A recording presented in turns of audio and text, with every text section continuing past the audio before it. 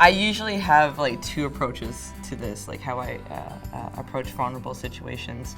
I either A, plan it really well and in my mind or on paper say like, these are the things that I want to say to this person, and I do it in talking points.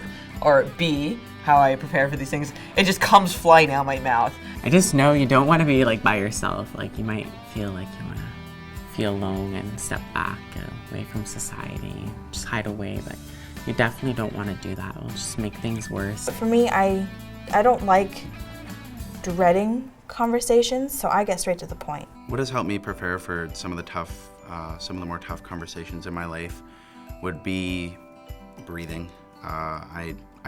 Sometimes I just take a deep meditative breath. I've kind of been taught that in acting and meditation.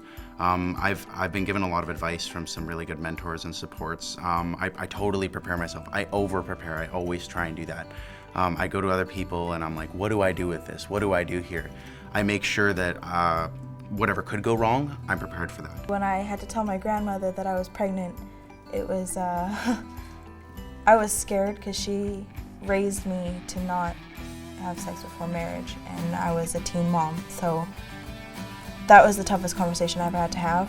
But I sat down and I breathed and said, I can do this, it'll be okay. You know, the worst thing that she could do is kick me out, but I have other people to support me. And I sat down and I said, Grandma, I'm sorry, I'm pregnant. And she's like, oh, yay. And I was like, oh, well, that went better than I thought.